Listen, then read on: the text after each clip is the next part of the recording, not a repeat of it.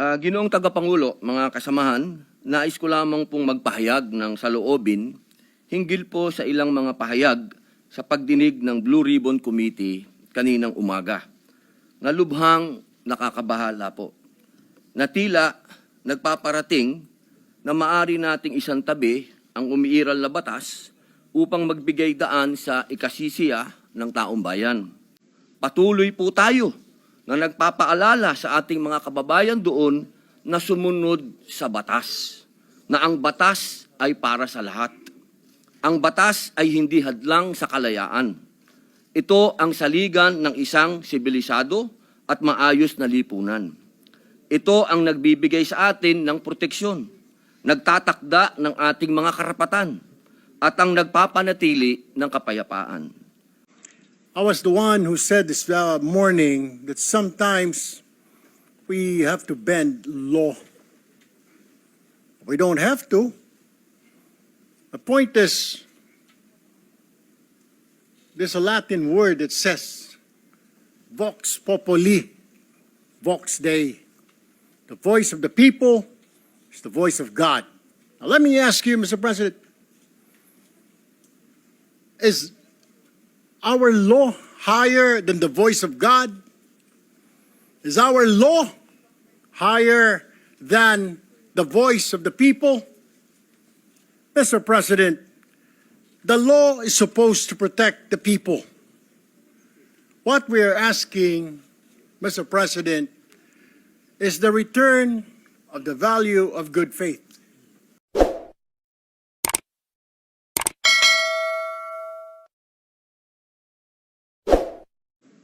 I believe Senator Robin Hood Padilla would like to also make a quick manifestation, Mr. President.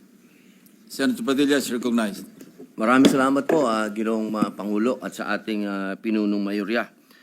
Ginoong Tagapangulo, mga kasamahan, nais ko lamang pong magpahayag ng saloobin hinggil po sa ilang mga pahayag sa pagdinig ng Blue Ribbon Committee kaninang umaga. Nalubhang nakakabahala po.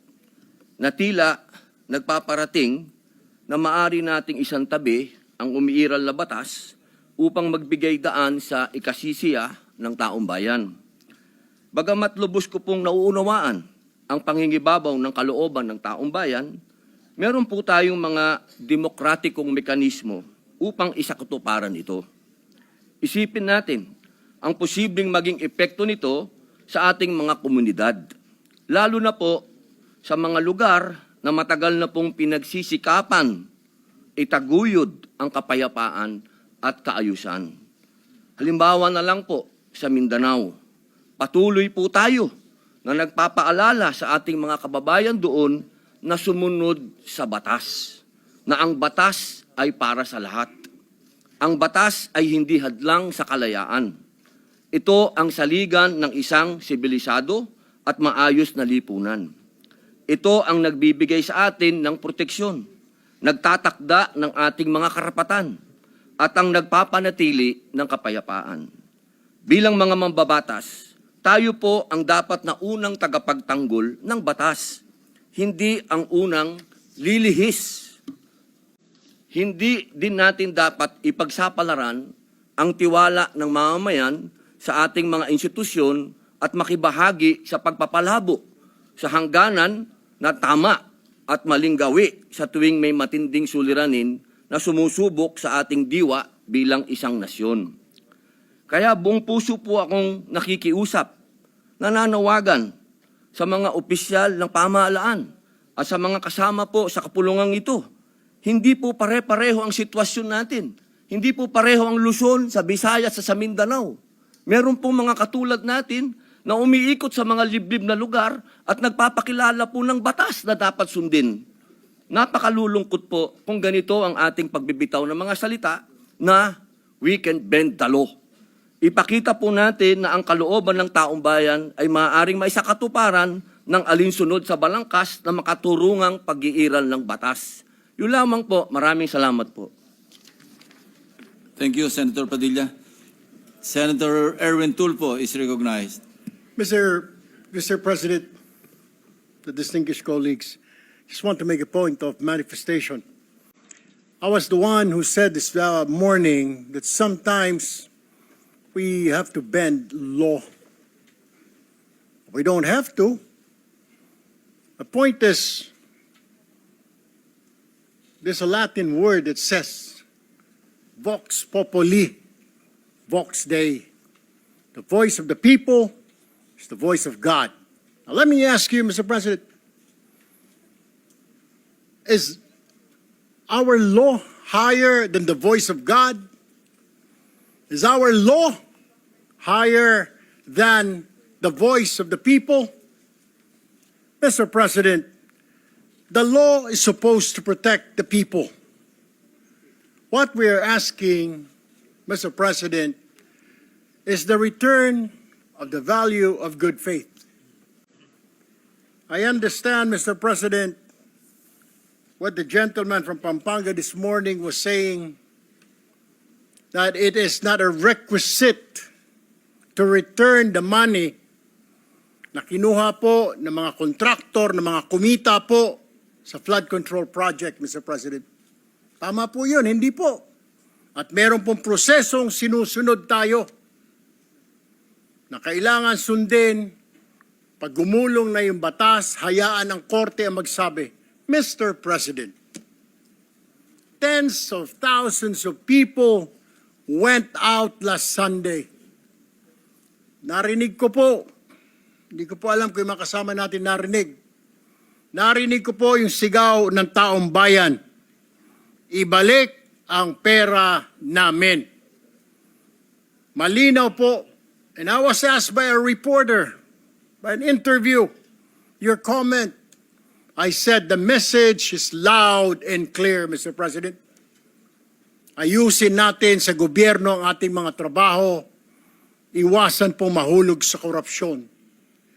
The people are demanding that these people, contractors, DPWH officials, including politicians who made wealth, kumita po sa flood control, na kung maaari isoli nila ang kanilang ninakaw sa bayan. And I think that is the right thing to do.